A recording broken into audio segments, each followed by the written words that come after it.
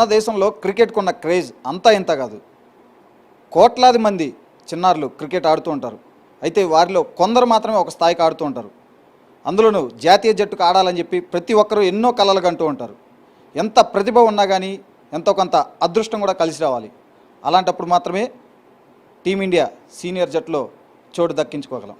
So తాజాగా హైదరాబాద్ నుంచి తిలక్ వర్మ భారత టీ20 జట్టులో చోటు దక్కించుకున్నాడు. అసలు తిలక్ వర్మ కృషి అంటే క్రికెటర్గా జాతీయ జట్టులో స్థానం సంపాదించే వరకు ఎటువంటి కృషి చేశాడు, దాని వెనక ఎటువంటి శ్రమ ఉంది, ఇలాంటి విషయాలన్నీ తెలుసుకుందాం. ప్రస్తుతం మనతో తిలక్ వర్మ వాళ్ళ నాన్న నాగరాజు ఉన్నారు. ఆయన అడిగి మరిన్ని విషయాలు తెలుసుకుందాం. Sir, first of all congratulation sir, మీ అబ్బాయి టీమిండియాకి సెలెక్ట్ అయ్యాడు. Thank you so much. అది అతి చిన్న వయసులోనే. ఎలా ఫీల్ అవుతున్నారు, ఎలా సెలబ్రేట్ చేసుకుంటున్నారు? మాకు ఫస్ట్ ఇంకా సెలబ్రేట్ అంటే 11 ఇయర్స్ నుంచి వచ్చాడు కదా, రాగానే ఇమీడియట్లీ ఫస్ట్ కాల్ రాగానే 8:15కి ఫస్ట్ కాల్ చేశాడు. కాల్ చేయగానే ఇంకా మాకు ఈ చిన్నతనంలోనే వచ్చింది, ఈ ఏజ్లో వచ్చింది అనగానే మాకు ఇంకా గూస్ బాంబ్స్ ప్లస్ కళ్ళంట నీళ్ళు అంతా ఇట్లా వచ్చేసాయి అనమాట. ఇక కొంతసేపు ఒక 2-3 మినిట్స్ అయోమయం అయిపోయాం. ఇంకా అట్లా అని చెప్పేసి ఇంకా మా మిస్సెస్తో ఇట్లా కాల్ చేశాడు ఇది అది అని. ఇంకా తర్వాత సరే మనకు కొన్ని యూట్యూబ్లో ఇందులో ఫేక్స్ కూడా వస్తాయి కదా, అదేమో అనుకోని డౌట్ వచ్చే తర్వాత టీవీ చూడంగానే స్క్రోలింగ్ కింద వచ్చాగానే ఫుల్ హ్యాపీ, ఇంకా రిలేషన్స్ కానీ ఫ్రెండ్స్ కానీ ఇట్లా వచ్చారని వాళ్ళు ఫోన్లు చేస్తాము, టీవీ చూస్తాము, ఫోన్ చేస్తాము, చాలా హ్యాపీగా ఉంది. ఇంకా అంతకంతా మనకు పిల్లలు ఇండియా జెర్సీ వేసుకుంటారంటే నాటే జోక్. బాగానే అప్పటికి ఇంకా మాకు సంతోషం, నిద్రలో కూడా అంత సంతోషంగా ఉంది, నిద్రపోయినా సరే. ఇంకా అంతకంటే ఇంకేం చెప్తాం మరి, పిల్లల గురించి అంత లెవెల్కి వెళ్ళారంటే. సార్, అసలు మీకు తెలిసిన క్షణాన అంటే ఆ మూమెంట్ని ఎలా ఫీల్ అయ్యారు? జనరల్గా ఏ పిల్లగాడికైనా అలాగే వాళ్ళ తల్లిదండ్రులకైనా, అంటే ప్రతి పిల్లగాడు కలగంటాడు, క్రికెట్ ఆడే ప్రతి పిల్లగాడు నేను ఏదో ఒక రోజు ఇండియాకి ఆడాలి అని చెప్పి. అలాగే తల్లిదండ్రులు పిల్లలకంటే కూడా ఇంకా ఎక్కువ కలగంటారు, ఎందుకంటే మా అబ్బాయిని ఈ స్థాయిలో చూడాలి, ఆ స్థాయిలో చూడాలి అని చెప్పి. సో ఆ మూమెంట్ని మీరు ఎలా సెలబ్రేట్ చేసుకున్నారు? అంటే అసలు అప్పుడు ఏమనిపించింది, మీ భావోద్వేగాలు ఎలా ఉన్నాయి ఆ టైంలో? మాకంటే అంటే మేము మిడిల్ క్లాస్ ఫ్యామిలీ, ఇంత లెవెల్కి వెళ్తాడంటే అది చాలా లక్ అనుకోవాలంతే, అది దేవుడు దయ అంతే, అది ఇంకా భగవంతుడు చేశాడు అనుకోవాలి. ప్లస్ కోచ్ సలాం భయ్యాస్ ఉన్నాడు, సలాం భయ్యాస్ కూడా ఆయన కూడా కోచ్ చాలా సపోర్ట్ చేశాడు, చాలా సపోర్ట్. ఈ 11 ఇయర్స్ ఉన్నప్పుడు ఆయన ఎంటర్ అయ్యారు క్రికెట్లో. స్టార్టింగ్ ఏమైందంటే ఈ క్రికెట్లోని ఎంటర్ అయ్యే ముందే నాకు మెయిన్ ఏంటంటే మెడిసిన్ చేయాలని ఉండేది పిల్లలకి. మేము ఇంకా మా మిస్సెస్ అన్నారు, మనం మెడిసిన్ చేసేంత స్థాత మనకు లేదు అని అంటే, మనం అట్లా ఎందుకు అనుకుంటాం, ఏదైనా సరే ఒక లెవెల్లో ఫ్రీ సీట్ కూడా వస్తుంది కదా, చెయ్యాలి. ఎందుకంటే ఒక ప్రాణం పోసినట్టు అవుతుంది, డాక్టర్ అంటే ప్రాణం పోస్తాడు అందరికీ, అదొకటి మంచిది కదా అనుకునేవాళ్ళు. అనుకుంటే అట్లా చెయ్యాలా వద్దని ఇంకా పిల్లలిద్దరూ డిసైడ్ చేశాడు. పెద్ద ఆయన బ్యాడ్మింటన్ అన్నాడు, చిన్న ఆయన క్రికెట్ అన్నాడు, స్కూల్లో కూడా చిల్డ్రన్స్ కూడా ఇలా బాగా ఆడతాడు అంకుల్ ఇది అది అని అన్నారు. అంటే ఇంకా మేము ఇమీడియట్లీ నేను సరే ఆడతారా ఇది అది నేను ఇంకా కొంచెం ఆలోచించాం. పిల్లలు ఏంటంటే ఆడపిల్లలంటే పర్వాలేదు కానీ మగపిల్లలు అంటే ఒక లైఫ్ సెటిల్ అవ్వాలి, లేదా చాలా ప్రాబ్లం అవుతుంది, స్టడీస్ ప్రాబ్లము ఇది అది అన్నాను. స్టడీస్ ప్రాబ్లం ఏమనుకో డాడీ, అందుకు అనుకుంటావు నువ్వు, ఒక మెడిసిన్ డాక్టర్ నువ్వు అనుకుంటున్నావు కదా డాక్టర్ అని చెప్పేసి.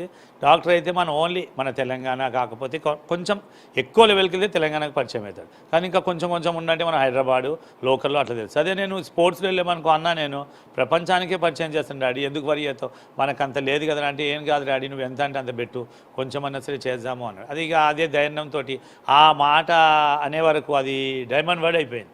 ఆ మాట నేను ప్రపంచానికే పరిచయం చేస్తాను అనగానే ఇంకా సరే అని ఫిక్స్ అయ్యి ఇంకా పర్వాలేదులే అని చెప్పి అప్పటి నుంచి ఇంకా ఓవర్ టైంలు చేసి ఇవి చేసి అవి చేసి కొంచెం లెవెల్ వచ్చింది. లెవెల్ కొంచెం వచ్చాడు. తర్వాత అండర్ 14 క్యాప్టెన్ అయ్యాడు చెన్నైలో. ఇంకా కోచ్ కూడా అరే బాగా ఆడుతున్నాడు అని చెప్పేసి ఆయన కూడా బాగా ఎంకరేజ్ చేసి లంచ్ టైంలో కానీ తెప్పియడము, ఆయనకి బ్యాట్స్ ఏమైనా కొనియడము అంతా చేసేవాడు.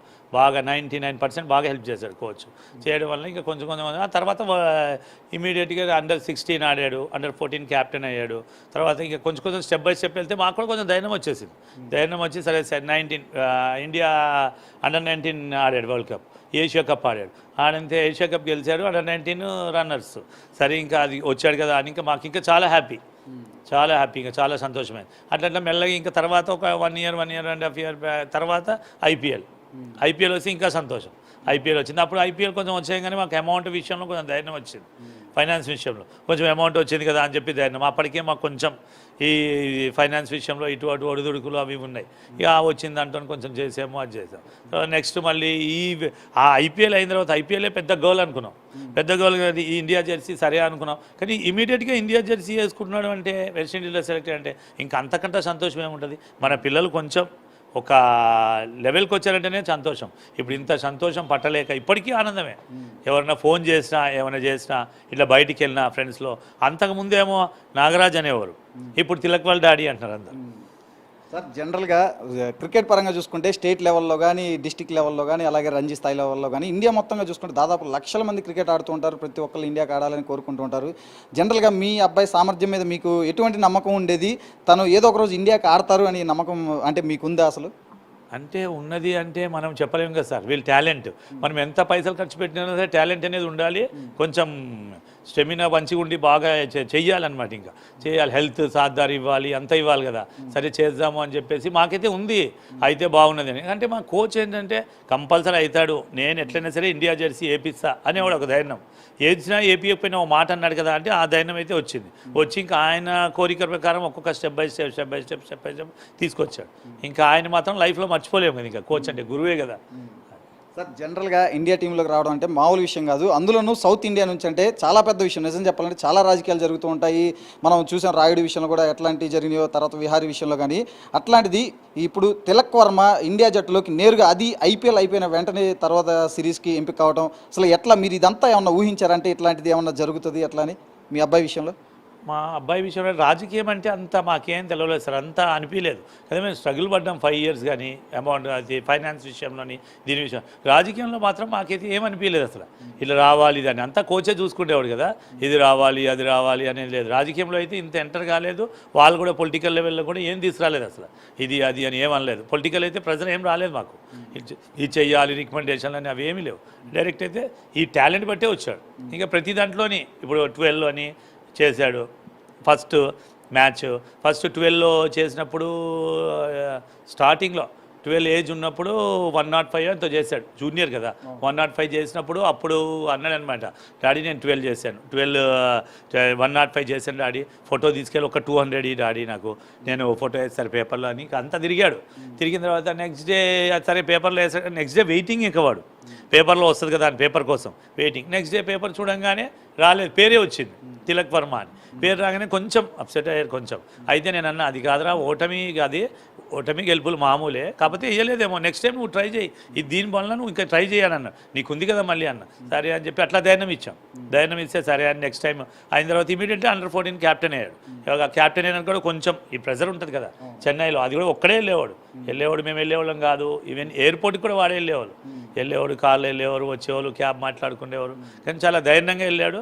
ఆ తర్వాత ఇంకా కొంచెం లెవెల్ వచ్చేసాక మనకి ఇప్పుడు పేపర్లో కాదు కదా, ఇంకా టీవీలో వస్తాము, ఇది వస్తాము, ఏవో ఇక వాళ్ళ లైఫ్ సెటిల్ అయినట్టే అనుకున్నాము. సార్ ముఖ్యంగా చెప్పండి, అంటే ఈ మధ్యకాలంలో ఐపీఎల్ ప్రామాణికంగానే భారత జట్టులకు ముఖ్యంగా T20లో కానీ వన్డేలకు కానీ తీసుకుంటున్నారు. ఇప్పుడు రీసెంట్గా చూసుకుంటే ఐపీఎల్ 2023లో కూడా తిలక్ వర్మ ముంబై తరఫున ఒక టాప్ స్కోరర్లో ఒకటిగా ఉన్నాడు, 300 పైగా రన్స్ చేశారు. సో ఇప్పుడు ఈ ఐపీఎల్ అనేది తన ఇండియా టీంలోకి రావడానికి దోహదం చేసింది అనుకోవచ్చా? లేదు అంటే ఒకవేళ ఈ స్టేట్ లెవెల్, రంజీ లెవెల్ ఇవే అనుకుంటారా? కానీ ఐపీఎల్ చాలా హెల్ప్ చేసింది ఫైనాన్స్ పరంగా ఏంటి, దేని విషయంలో ఏంటి. ఇంకా ఇప్పుడు రంజీ ట్రోఫీ ఆడాడు, అన్నీ ఇదే రంజీ ట్రోఫీ ఆడాడు, ఇప్పుడు జోనల్స్ ఆడుతున్నాడు, సౌత్ జోనల్స్, ఇందులో కూడా ఫైనల్స్కి వచ్చారు, ఆడుతున్నాడు. ఐపీఎల్ మాత్రం చాలా హెల్ప్ చేసింది, ఎందుకంటే మాకు ఫైనాన్షియల్గా సపోర్టింగ్ బాగుంది కదా. అప్పటికే కొంచెం అది ఉండేది, బర్డెన్స్ ఇది ఉండేది కదా. ఫస్ట్ ఐపీఎల్ బాగా సపోర్ట్ చేసింది. ఇప్పుడు నెక్స్ట్ ఐపీఎల్ ఉంది కదా, నెక్స్ట్ ఐపీఎల్ది అమౌంట్ అంతా ఒకటి మేము ప్రోగ్రామ్ పెట్టుకున్నాము. అంటే ఈ స్టేడియంలో అంటే మాకు కొంచెం భక్తి ఎక్కువ ప్రోగ్రామ్ పెట్టుకున్నాము.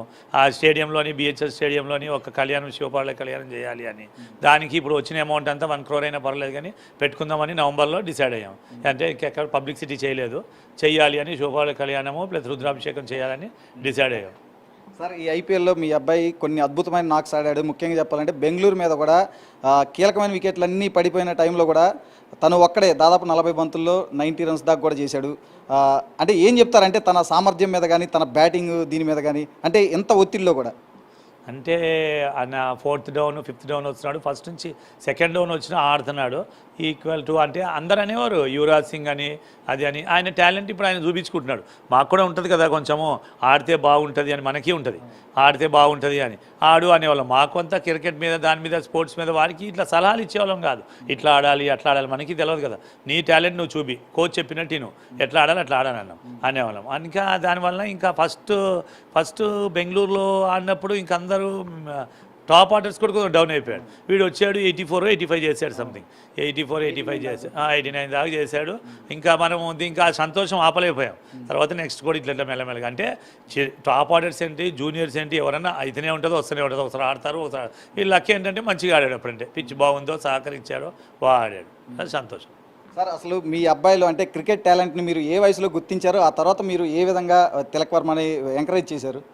అంటే గుర్తిస్తామంటే వాళ్ళే, ఇంకా మనము గుర్తిస్తామేముంది, స్కూల్స్లో అక్కడ చిన్నగా 11 ఇయర్స్ ఉన్నప్పుడు 6th క్లాస్లో కొంచెం ఆడేవాడు. ఆడి నేను చెప్పాను కదా ఇట్లా అని, ఆడతాం డాడీ, నేను మెడిసిన్ వద్దు డాడీ, ఇట్లా ఆడతాము అట్లా అని చెప్పాడు కదా.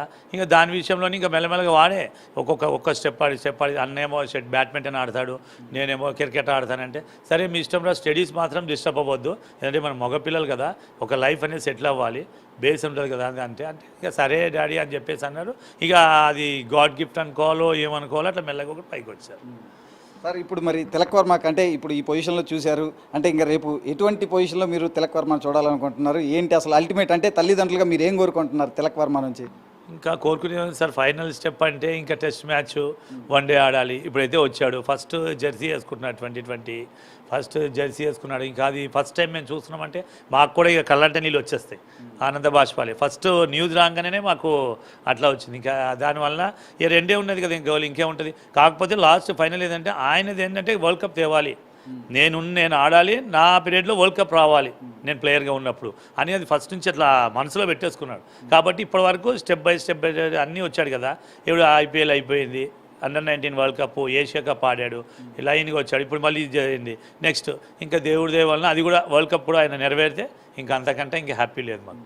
సార్ తిలక్ వర్మని చూస్తే చాలా హై లెవెల్ కాన్ఫిడెన్స్లో కనిపిస్తూ ఉంటాడు, ఎందుకంటే మనం IPLలో చూసాము, దానికి తగ్గట్లు వండర్ఫుల్ నాక్స్ ఆడారు కూడా.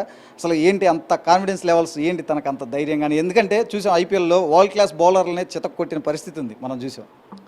ఇంకా అంటే ఆయన టాలెంట్ మరి ప్రతి బాలు కొడుతుంటాడు కదా, ప్రతి బాలు డిఫెన్స్ ఆడకుండా 2020 మొన్న ఇందులో కూడా జోనల్స్లో కూడా దులీప్ ట్రోఫీలో కూడా అట్లనే ఆడాడు, 2020 ఆడినట్టే ఆడుతున్నాడు. సరే ఇక వాళ్ళ టాలెంట్ వాళ్ళు మనం ఆపొద్దు కదా, వాళ్ళ టాలెంట్. యువరాజ్ ఉన్నాడు, ఒకప్పుడు యువరాజ్ కూడా కదా ఒక్క ఓవర్లోనే 6 సిక్సర్లు కొట్టాడు అట్లా ముంబైలో ఆడినప్పుడు. అట్లా ఈయనకు కూడా ఇంకేంటంటే ఏ బాల్ అన్నా కొట్టాలి అని, ఇంకా లక్ అంతే, ఇంకా ఏ బాల్లో అన్నా కొట్టాలని చెప్పేసి. అశ్విన్ బౌలింగ్లో కొడుతున్నాడు, చహాల్ బౌలింగ్లో, అందరు హర్షదీప్ బౌలింగ్లో, అందరిలో ఏవాడు ఇంకా లక్ అనుకోవాలి, అది అంతే, గాడ్ గిఫ్ట్ కొడుతున్నాడు. కానీ కొంచెం అలసట లేకుండా ఆడుతున్నాడు సీనియర్ ప్లేయర్ లాగా. అందరు అనడం కూడా అదే అంటున్నారు, టీవీ న్యూస్ ఏంటి, పేపర్స్ ఏంటి, సీనియర్ ప్లేయర్ లాగా ఆడుతున్నాడు. ఇంకా వాళ్ళ ఏమైనా టాలెంట్ అట్లా ఉంది. ఒకప్పుడు టెండూల్కర్ కూడా అంతే కదా ఆడాడు, అట్లనే అనుకోవచ్చు మరి. సార్ ఇప్పుడు మీరు అన్నట్లు కూడా ఇప్పటికే ప్రపంచం కూడా ముఖ్యంగా మన ఇండియాలో కూడా చాలామంది కీర్తిస్తున్నారు భావి యువరాజ్ సింగ్ అని చెప్పి. ఎలా ఫీల్ అవుతున్నారు అంటే మిడిల్ ఆర్డర్లో యువరాజ్ తరహా ఆట తీరుని కనబరుస్తున్నాడు తిలక్ వర్మ అని? అంటే ఈయన అస్సలు ఫ్యాన్ అంటే ఫస్ట్ నుంచి సురేష్ రైనా. ఆయన left hand batsman, right hand bowling, ఆయన్నే ఇంప్రెషన్ తీసుకునేవాడు. చిన్నగా ఉన్నప్పుడు కూడా చెన్నైలో Under-14 ఆడినప్పుడు కూడా ఫస్ట్ ఆయనతో ఫోటో తీసుకొని ఆ ప్రొఫైల్ పిక్ ఏంటి, స్క్రీన్ సేవర్ అంటే అదే పెట్టుకునేవాడు. ఇప్పటికి కూడా సురేష్ రైనా అంటే చాలా. కాకపోతే అందరూ అనడం ఏంటంటే ఈ టీవీ న్యూస్ వాళ్ళు అందరూ ఫ్రెండ్ సర్కిల్లో యువరాజ్ లాగా ఆడుతున్నాడు అంటున్నారు. కరెక్టే, ఎవరి టాలెంట్ వాళ్ళది కదా, మనం ఒకళ్ళ మీద ఇంప్రెషన్ తీసుకోవద్దు కదా, ఎవరి టాలెంట్ వాళ్ళది. ఇప్పుడు యువరాజ్తో ఆడుతున్నాడు అంటే సరే యువరాజ్ దగ్గర ఆడాలని అనుకుంటాం అంతే, దాని తప్పే ఉంటుంది. సార్ చివరిగా చెప్పండి, అంటే ఈ న్యూస్ అంటే తను ఇండియా టీంలోకి సెలెక్ట్ అయ్యానని మీకు చెప్పే ముందే తనకు తెలుసు కదా ఎలాగూ, అంటే తను ఎలా రియాక్ట్ అయ్యాడు, అంటే తను ఎలా ఫీల్ అయ్యాడు అంటే ఈ హ్యాపీనెస్ని? హ్యాపీనెస్ అంటే ఆయనకన్నా మాకు హ్యాపీ ఎక్కువ. ఎందుకంటే చిల్డ్రన్స్ ఇంత పెద్దగా అయ్యారంటే ఒక న్యూస్ ఇట్లా వచ్చిందంటే మనం ఆయన సంతోషము ఇంట్లో వచ్చిన తర్వాత ఈ న్యూస్ వచ్చింది కదా వాట్సాప్ కాల్ చేశాడు. ఆయన సంతోషం చూస్తే అది ₹1 కోటి నుండి 10 కోట్లు ఇచ్చిన సరే అది కొనలేం. మన చిల్డ్రన్స్ మన ఆ లెవెల్కి వెళ్తే ఎంత పైసా సంపాదించినా ఎంత సంపాదించినా అంటే ప్రపంచంకంతా పరిచయం చేశాడు కదా, ఇంకా అంతకంటే సంతోషం ఏముంది. మేము ఆయన చూస్తేనే మాకే హ్యాపీనెస్ అనిపించింది వాట్సాప్ కాల్ చేస్తే. Thank you sir. ఇది తిలక్ వర్మ తండ్రి చెప్తుంది. అయితే కొడుకుని కన్నప్పుడు కాదు, ఆ కొడుకు ఒక ఉన్నత స్థాయికి వెళ్ళినప్పుడు తండ్రికి ఉండే పుత్రోత్సాహాన్ని మనం ఒకసారి ఇప్పుడు కల్లారా నాగరాజు గారి కళ్ళల్లో కూడా ప్రత్యక్షంగా చూసాము. తన కొడుకు రాబోయే రోజుల్లో టీమిండియాకి వన్డే జట్టుకి అలాగే టెస్ట్ జట్టుకు కూడా ప్రాతినిధ్యం వహించాలని చెప్పి కూడా ఆయన కోరుకుంటున్నారు. మనందరం కూడా కోరుకుందాం. ఒక తెలుగు క్రికెటర్ ఖచ్చితంగా అంబటి రాయుడు తరువాత మరో తెలుగు క్రికెటర్ జాతీయ స్థాయిలో అంతర్జాతీయ స్థాయిలో ఉన్నతంగా రాణించాలి. ఈ స్థిరంగా భారతీయ జాతీయ జట్టులో ఒక సుస్థిరమైన స్థానం అలాగే పొందాలి అని చెప్పి కూడా మనస్ఫూర్తిగా మనం కూడా కోరుకుందాం.